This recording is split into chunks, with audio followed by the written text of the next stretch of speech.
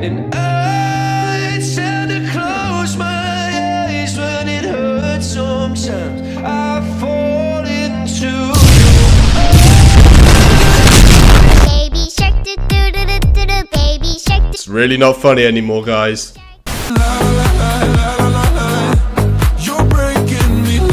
There's been a lot of talk about this being a rip-off of Ocean Drive by Duke Dumont, and I don't think they're that similar. The only thing that links them is they have the same 5-note phrase in the chorus melody with a similar sounding inflection. It's kind of similar to saying Chasing You by Morgan Wallen is a rip-off of Islands in the Stream by Dolly Parton, because one part of the song has the same melody. still chasing you, still chasing you. Islands in the stream, that is what we are. Like, it really is just one tiny part of the song, because the funky bass, the gorgeous vocals, the smooth vibe, the beautiful groove, the timeless sound of Ocean Drive, none of that is present in this depressing shit. Right foot up, left foot slide. I suppose if I was to be as unbiased as I could, I would call this the worst song of the year. It's very rare to find such a perfect blend of boring, cynical and insufferable. I doubt there'll be a number one as bad as this for a while. This shrunk on me a lot because I realised I wasn't entirely sure what net proceeds meant beforehand. So essentially the people who bought this song paid for its existence. I wouldn't have minded this that much if it didn't sound like shit or was condescending as all hell. I'ma get to know you better. Kinda hope we're here forever. Hope we're here forever? You are coronavirus. So you have bought a penis pump, something like this, and it's not working. Yes, it grew on me a little bit, because there's one positive I can give it. Considering mainstream house music has had a large boner for the 90s, I can't think of another hit over the past 10 that has achieved that sound more than this one. I know several people who thought this was straight from that era. It definitely achieves in that regard. I just wish everything else about the song wasn't complete wank. Really? Did she really just say, trim your pubic hair? I did. I definitely did. I needed to lose you to love me, yeah. If Justin Bieber really was the piece of shit that both he and Selena claim he was, then you know what? Fine. An on-off relationship lasting 8 years sounds fun for no one, and I do hope Selena can heal from this. But if all I had to judge about this relationship was this song, I'd assume she was a toxic individual trying to gaslight everyone else around her into hating someone who didn't actually do anything wrong. And it's all because of this one moment. Showing, and 2 months you replaced us like it was easy. I love how the beat just cuts out to let that shit sit there, like it's supposed to shock the audience. It's supposed to be the line that convinces us Justin Bieber is a bad person. The lyrics of the song are bullshit accusations that don't speak of a specific thing that he did. It's just, you tore me down. Okay then, in what way? The only thing that she credibly accuses him of doing is finding a new partner quicker than she did, like it's a bad thing? He's single now, he can do what the fuck he wants, it ain't her business. We all know that kind of situation hurts, but it's no one's fault. This song just makes it seem like the narrator is manipulating the audience into making out an ex to be bad just because they found someone else before she did, and I fucking despise it for that. And even then, after 2 months? 61 days, that's a long time. And like I said, maybe Justin Bieber was a horrible boyfriend, so I can't accurately relate the character in this song to Selena's own relationship. But considering she spent 0 days getting over the weekend, that makes this all so much worse for me. I wasn't going to put this and Stuck With You below Intentions because neither songs are as devoid, but the more I thought about it, the more I realised I hated these songs more, so they kind of had to go lower. I'll tell you twice. I was kinda hoping I'd get to talk about this one in my worst list. Admittedly, it wouldn't have made my top 10 if it didn't stick around. It's a song that's flaws reveal themselves more as time goes on, to the point where I'd say there isn't anything good about it at all. There's too many clashing musical ideas, all the instruments sound utterly cheap. Stylistically, this is probably DaBaby's worst ever verse. I just go Ray Charles, they can't see me. I'm Ray Charles, I'm Ray Charles. I can only tell you one thing on the night you feel out. The fuck's this doing here? For those who don't follow me on Twitter, you won't have seen that I made an entire page predicting what was going to make this year-end list. I actually did very well. My final prediction had 97 of the songs that made the actual list. And of the 3 that I didn't predict, one of them I just completely forgot to include despite it being obvious it was going to make it. The other I had down as one that could potentially make it, but wasn't included on my final prediction. But I didn't think at all that Outnumbered was going to be here. I realised that this song did actually stick around for quite a bit, but can you really blame me for not thinking about it at all? Especially considering it wasn't the actual hit Dermot Kennedy had this year. Used to be giants. When did we stop? This is his second top 20 single, Giants, and it is literally outnumbered if everything about the song except for the lyrics were great. The percussion uses an acoustic sounding clap instead of an 808, so it fits the cleaner guitars better. The production is actually layered and plays a coherent groove this time, and it gives Dermot the confidence and stability to really shine over this instrumental. Say the word and I'll be yours. You know I never forgot. Outnumbered made me think that mixing acoustic pop with trap music was something that would never work. But Giants showed to me that you could make not just good, but great sounding pop music this way. So annoying the worst song made the cut. Oh god, and then there's this disposable trash. It's got better lyrics than that Dermot Kennedy song, but it sounds like a literal migraine.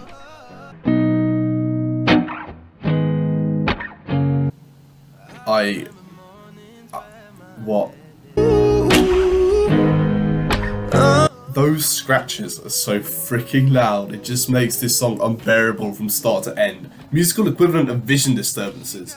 It sounds so shit, they've just completely mic'd up this guitar, like microphones all around it. Like, how would you replicate this live? I mean, like, what?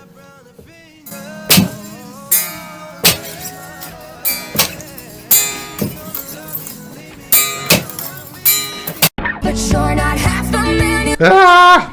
Put this pussy right in your face. Swipe your nose like a. Right. Fine. Time to break the silence.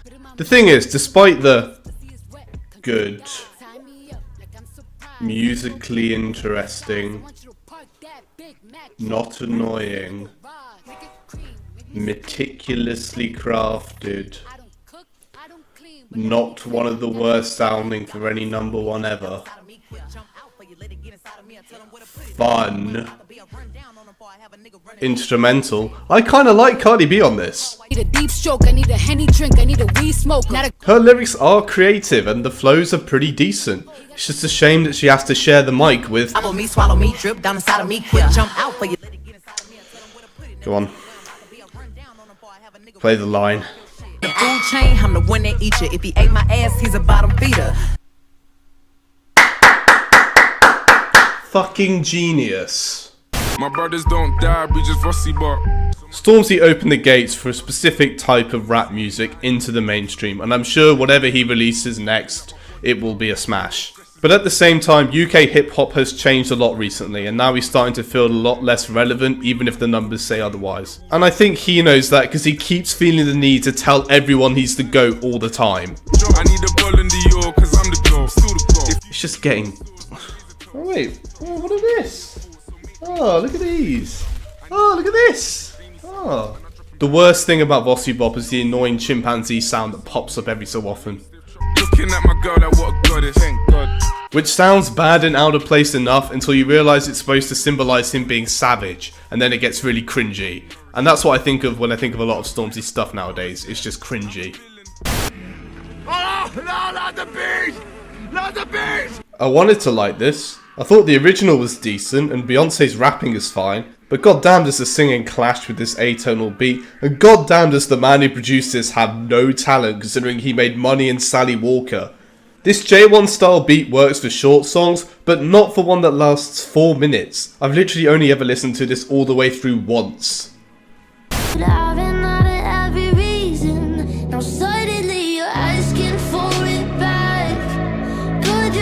I am starting to come around on this song's pre-chorus. It admittedly sounds pretty epic. But I don't really care how bad it hurts. But I'll never be able to fully appreciate it because... What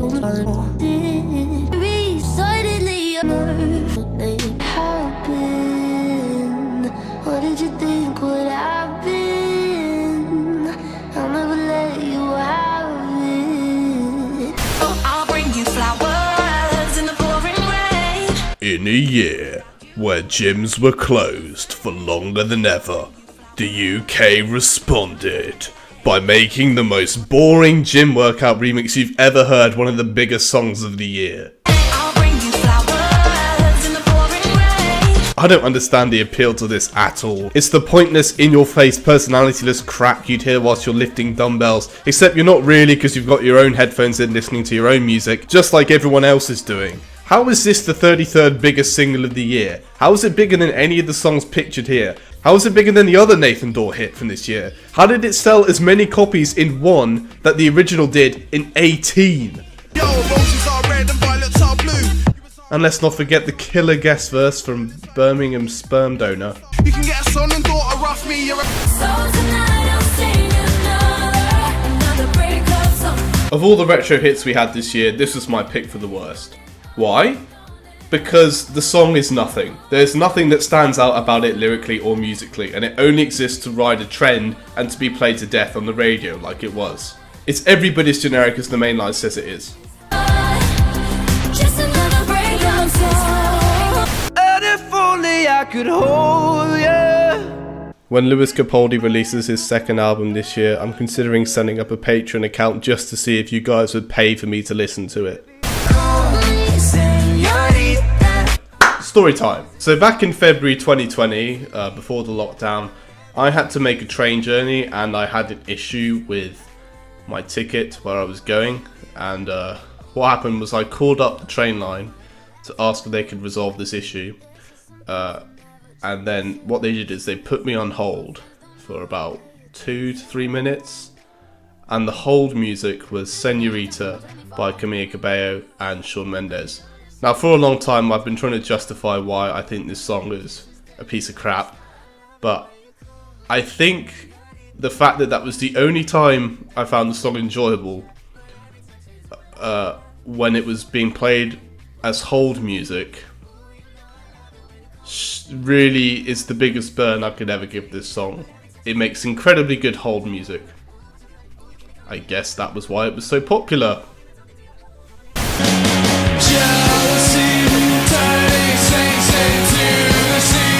Look, I'm sorry guys, I know several of you really like this one, but I'm fucking done with this. It's just way too overplayed. Christ, this is the 4th consecutive year-end list it's made.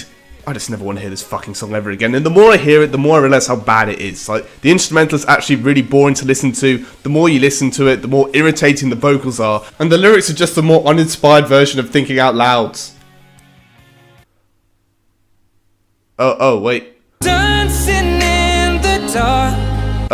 Okay, looks like I made an error there. Yeah, we'll get to Mr. Brightside later on.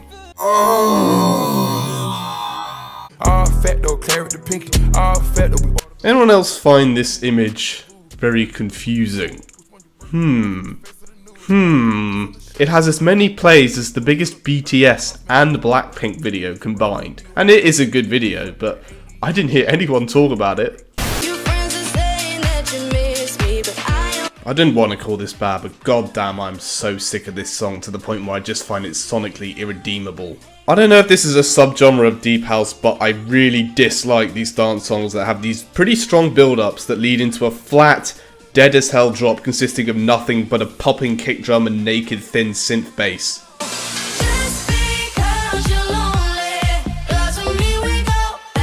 It's a great lyrical concept that's executed well, but the song sounds absolutely horrendous. Kinda like Someone You Love by Lewis Capaldi is his most upbeat sounding hit. And it's the one about suicide.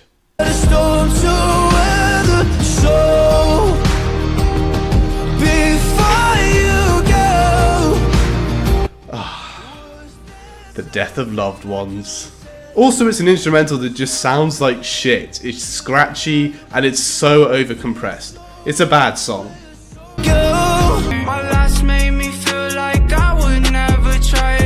Yeah, sorry Mode Reviews, but just because this song has like a little bait and switch at the end, that doesn't suddenly make it tolerable. Fucking stupid idiot. This is Lee bad. Hey, if Megan Thee's allowed to make crap basic as hell jokes, then why can't I? I don't dislike Ella Henderson, but I think her voice is quite a lot, and it really needs something to counter it more than Jax Jones's forgettable bland house beat. This is real, and you've been right around. I'm all good already, so moved on.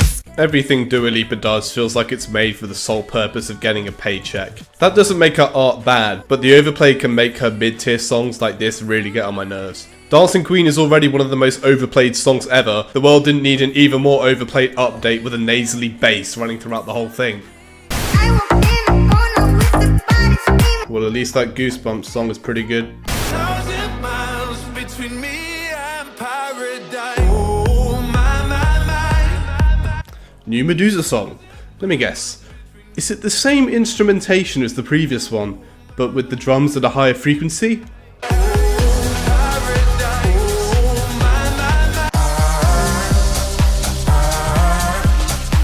Ah, yes, of course, no surprises there. Is it also the same BPM? Ah, yes. I suppose these songs are getting like 5% better? At least they got rid of the good boys and replaced them with someone who actually gives a toss. But they actually didn't, as one of the members is credited as one of the 9 lyricists on this nonsense. We are now entering the 3rd year of Medusa showing what hacks they come across as. And if you like this song, please listen to Born to Love instead of this, because it's at least different to Piece of Your Heart 3. Let's all come together and end this blatantly soulless, unfunny joke. Yeah, babe, yeah, babe, yeah, babe. Say the word on my way. Yeah, babe, yeah, babe, yeah, babe. In the morning or late. Say the word on my way. Bonafide stallion. Ain't no stable, no, you stay on the run. Ain't on the side, you're number 1. Yeah, every time I come around, you get it done. 50-50, love the way you split it.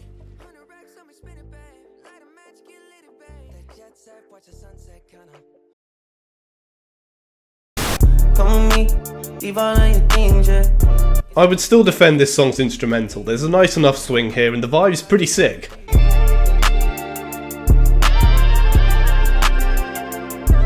It's just that Drake sounds so tinny that he's less like a Drake and more like duck confit. Don't you know I'm walking away? The last time I talked about this song, I implied that I thought AJ's performance on it wasn't very good. However, I've re-listened to this song a bit more since then, and I can now say that this is one of the best hit rap performances of 2020. 8-piece, AP, come and get me. Set beast, curl it in from a set piece. Easy money sniper, check my KD. I ball like KD and rock like AC.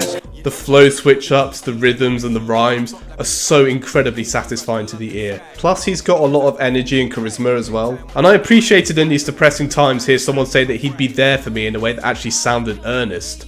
I just wish he was on a better instrumental than Take a Day Trip's ugly attempt at two-step, and that he shared the mic with someone other than auto-tuned Goat Lady. When we run down this rain, right wrist and left wrist, that's range. I mean, Take Ethan H are a bit of an improvement, but not much of one. Me and R-Kid doing up money, gal on curry, neck. If you want to know why I don't care for this one, it's because it reminds me of all those Skepta songs everyone obsessed over in middle school. You know the ones with the bass heavy beats, the rapid fire flows, the choruses that just consisted of repeating the title over and over again. It's shut down. That's not me and it's shut down. Ring ring pussy, it's shut down. That's not me. Act like a waste man, that's not me. Sex any girl, no, that's not me. When we run down this range, right wrist and left wrist, that's range. You say wagwan, what's going on? Why am I wet? Gal, that's rain. Yeah, it's one of those songs, but boring. No, I've heard enough of this for one lifetime. Don't need to hear it again. Okay, look, I understand that this is a lot lower than the last time I talked about it, and there are a lot of people who like this song. It's just that after so many listens, and believe me, I've heard this quite a lot, you know, I only recently discovered that the first note of the bass of the chorus is off key, and now I can't unhear it.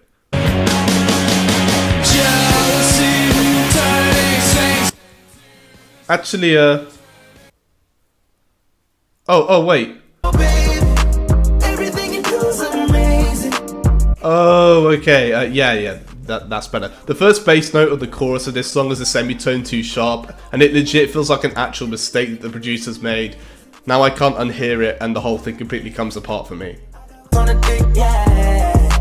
Pause for the flick. Yeah, man, bust it, baby. Also, whilst we're on this song, you know when someone's talking to you and they've got a sneeze coming on and they're like da da da da da, and then when the sneeze comes on, their voice starts getting kind of high pitched and weird, like you know, like that. Well, Baby, I've been overseas going crazy. I could tell you. I mean, I'm not outwardly saying that that's the case, but you know, insinuations and that. Don't think I fit in at this part. I don't know why I ever stood up for this song. I barely ever seeked it out on my own time, and the lyrical conceit is obnoxious as heck.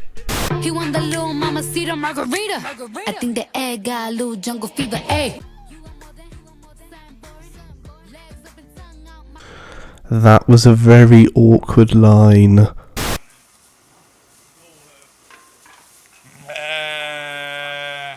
Malibu, Malibu. Roxanne. All of the kings had their queens on the throne. We were pop sham. Oh god, what a flaming ball of cringe. To be fair, the melodies are strong and the production is pretty good throughout, but the mixed clipping is so shocking for a song of this budget, and damn, the song's efforts of preaching feminism are so cringe. And just a king can move one space at a time. But queens are free to go wherever they like.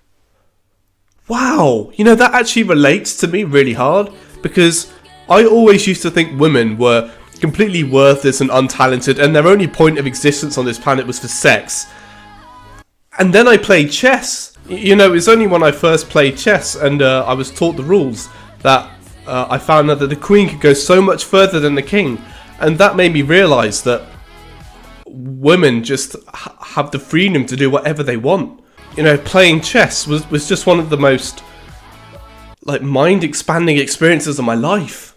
You might think I'm weak without a sword, but if I had one, it'd be bigger than yours. Look, okay, look, it's not my fault I have penile insecurity, okay? You don't need to make it worse. My penis is big enough. Fuck off. I know I made fun of your hair, but this is too fucking far. Fuck you.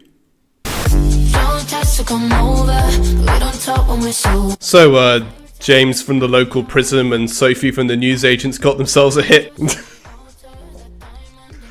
Okay, I'll stop being mean. I wondered for a while why I couldn't get into this one, and I think it has something to do with another one-hit wonder DJ song from a couple years back, First Time by M22 and Medina. You probably don't remember this, but it was one of my favourite hit songs from 2018, and Don't Need Love reminded me of it for some reason. And it was when I compared the two that I found out what about Don't Need Love didn't work for me. Take that hard, impactful drop from First Time,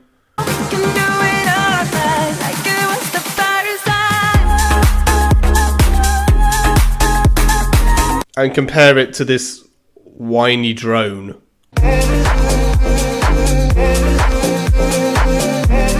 Compare Medina's rich and carefully controlled voice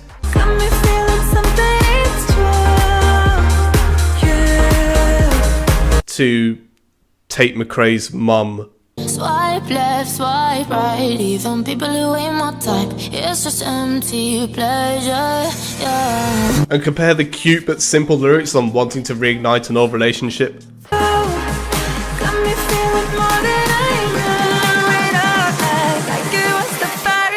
to some girl whining about her sex life and how shit Tinder is. When I fall in love, I usually change my mind, never understanding. I mean, sure, I agree, but the whole thing just feels like a pity party, and I'm not really about that. Zany boss, suicide door, brand new bag. It's almost pretty good. The build-up sounds nice, and I've always had a soft spot for Don Toliver, but the drop is garbage. You can't miss what you never had. Hey, hey, off the juice. The second the lame 08s and the shit hi-hats come in, I skip the song. Also, I was going to congratulate these three commonly clowned on artists for getting a #1 hit, but Addy boys got some 60s in my bag. I fucking warned you the robots are going to overtake the country, and you gave them a #1 hit? Are you fucking mad? All this money when I grew up, I had nothing. I mean, if they could get one of the biggest songs in the country without anyone knowing, then Who knows what the hell they can do? Fuck, this is terrifying. All of you weak motherfuckers might have given up to the powers of silicon. But I'm not going down without a fight. We can make some bread, we can split a check. There's a fine enough groove and I like the percussion, but there's no other UK hip hop song on this list that I'm going to forget before this one. I still kind of like this song sentiment and the two performers are cute, but honestly I think this instrumental is kind of trash. Ugh, I really thought we left this specific cheap and clunky marimba sound back in 2018. The truth, I was searching for me in you. Now I'm better off without you. Of all the songs on this year-end list, this is the one that sonically is the least of the sum of its parts. You may have heard it on the radio several times if you're from the UK, and you probably thought it was an incredibly disposable song, because on the surface it is. The finished product just feels very flavourless and forgettable. But if you actually listen to the song and individually pay attention to all the instrumental sounds, they are something special.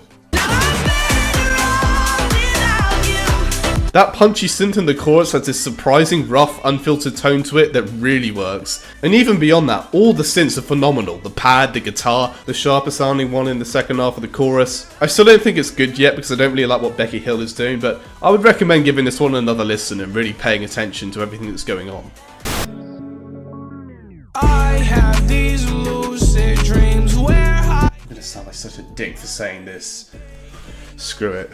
I've always quite liked this song. This looks like a very pathetic thing to say now that Juice WRLD has died, considering I spent an awful lot of time back in 2018 trashing this song, even though I didn't full on hate it. But it was one of my most played songs of 2018. over again. I didn't want it to end. Now watch it blow. I still think the vocal performance is very bad. I still think the lyrics are very bad, but the instrumental is exceptional. Also, it is a way better song than Sad, and I feel very stupid for saying otherwise.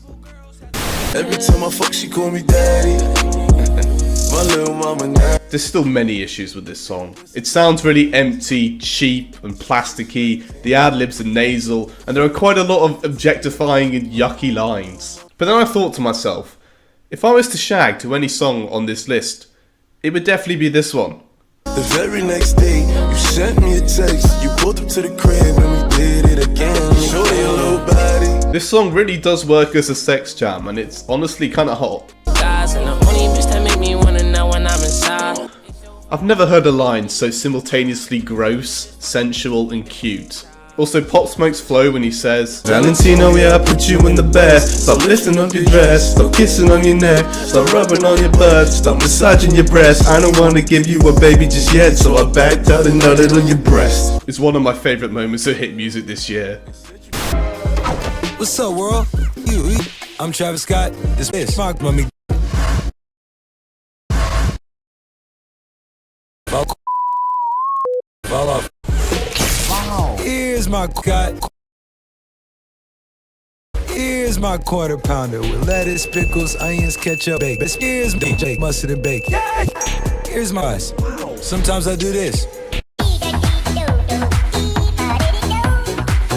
Then I dip them in those. Then I dip them into sauce. Oh yeah, and my Sprite. So Travis got me just $6. Say Cactus Jack sent you. This is the best instrumental I've heard from Pooh Beats, and it's barely passable. I really hope to hear it sound a lot less in the coming years.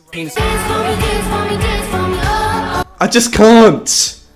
I can't hold a consistent opinion on this song. I did dismiss it throughout the entire year, but then it went away, and I heard it again recently, and everything clicked yet again. You can counter every argument with an equally solid counter-argument. The instrumental is a cheap sound with nothing but the most basic chord fingering, but it's got a really grand sense of swell and epicness, really carried by that emphatic swing. The vocals are so annoying and strained and bizarre, but it is genuinely impressive at the same time. And I might think the lyrics handle its topic poorly, but I have never lived or really been to an area where busking is as much as a big thing as Byron. Do you ever feel guilty that the song that helped you make it is sort of complaining about the very thing that helped you make it? No, I'm writing it about the girl that knocked over my keyboard and the guy that tried to steal my money and the two guys that were literally yelling out again, again, again, again, again, right in my face, and the guy that walked past me and said, "You're f***ing sh-." From now on, if I ever have to rank this song again, it will always be in the middle of the ranking.